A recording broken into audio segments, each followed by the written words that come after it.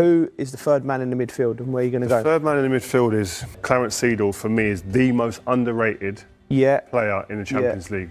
If you were building the ultimate footballing laboratory, a place where you could fuse the lungs of a marathon runner, the brain of a grandmaster, the thighs of an Olympic sprinter, and the vision of a Renaissance painter, you wouldn't end up with a new creation. You would simply end up with Clarence Seedorf.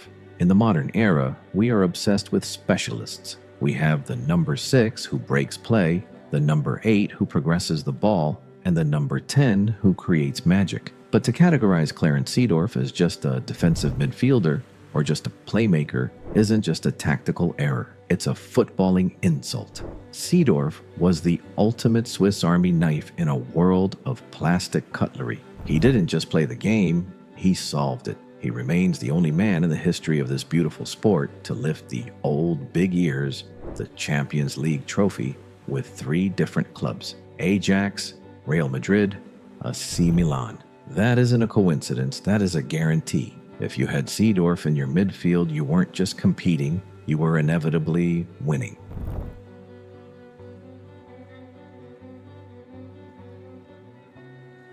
When we talk about the pantheon of midfielders, the names roll off the tongue with practiced ease. Zidane, Modric, Iniesta, Xavi, Pirlo.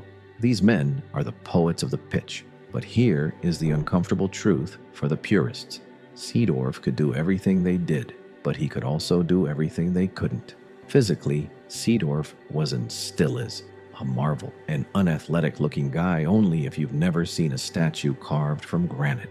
He possessed a low center of gravity that made him impossible to dispossess. If you tried to shoulder charge him, you ended up on the grass. If you tried to outrun him, you found a man whose engine didn't have a red line. But it was the violence of his technique that truly separated him. When Seedorf struck a ball, it stayed hit. There was a specific, terrifying trajectory to a Seedorf long ranger, a mix of raw power and a physicist's precision. Yet in the very next sequence, he would execute a weighted through ball so delicate it looked like he was tucking a child into bed. This duality, the brute and the ballerina, is what made him il professore.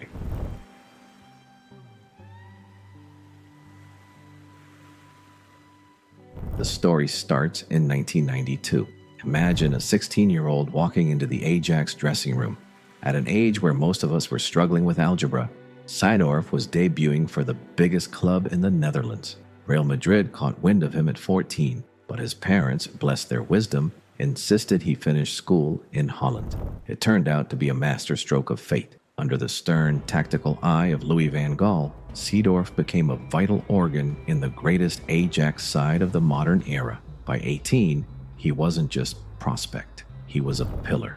Playing alongside the legendary Frank Rijkaard and the combative Edgar Davids, Seedorf formed a midfield trio that was part wall, part symphony. The names of that Ajax will blow you away. Ronald and Frank de Boer, Mark Overmars, Finity, Kanu, Kluivert, and Edwin van der Sar. The climax of this chapter came in 1995. An 18-year-old Seedorf stood in a Champions League final against the mighty AC Milan, the reigning kings of Europe. Ajax won. The teenager from Paramaribo was a European champion before he was legally allowed to buy a drink in some countries.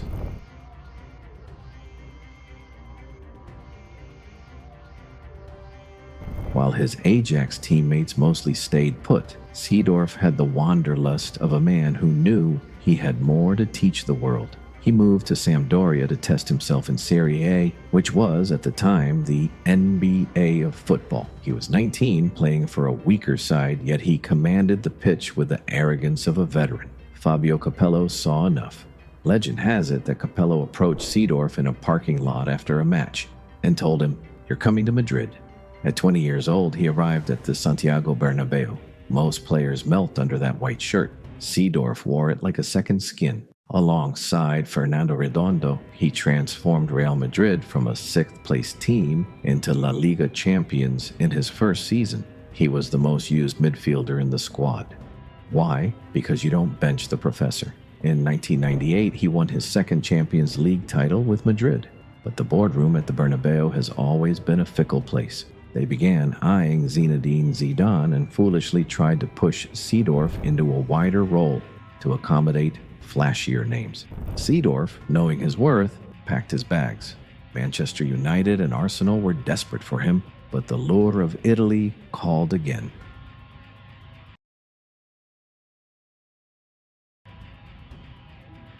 His time at Inter Milan is often viewed as a dry spell because he didn't win silverware.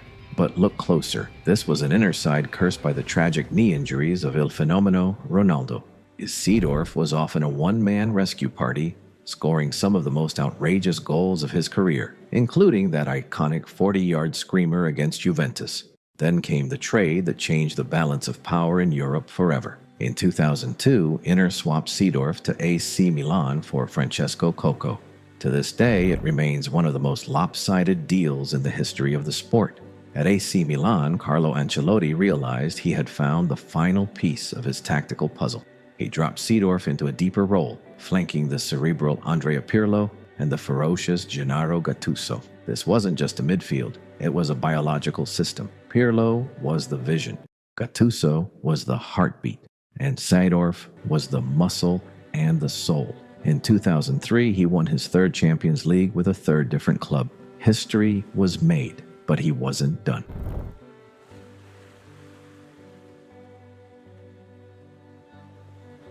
While we today praise Cristiano Ronaldo and Zlatan Ibrahimovic for their longevity, Seedorf was the blueprint. He treated his body like a temple long before sports science made it mandatory. He was rarely injured, never unfit, and possessed a tactical discipline that allowed him to play at the highest level well into his late 30s. The 2006 to 2007 season was his magnum opus. At 31, a time when many midfielders begin their swan song, Seedorf was moved further forward by Ancelotti. He responded by dismantling Bayern Munich and Manchester United. In the semi-final against a young, rising Cristiano Ronaldo, Seedorf didn't just win, he gave a lecture. He scored, he assisted, and he controlled the tempo so completely that the United midfield looked like they were chasing shadows in a dark room. He lifted his fourth Champions League trophy in Athens.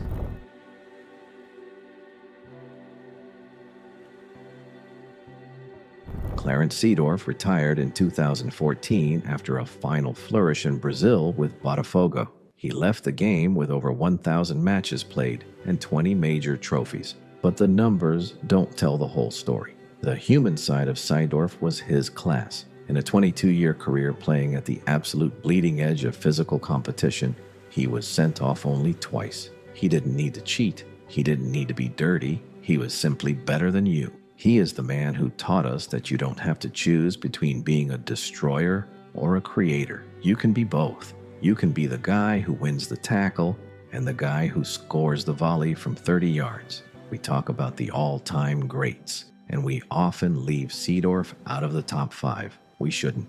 If you wanted to win a game of football against an alien race to save the planet, and you could only pick one midfielder to ensure you kept the ball, won the duels, and scored the goal, you'd pick the professor. Clarence Seedorf didn't just play for 3 decades. He defined them.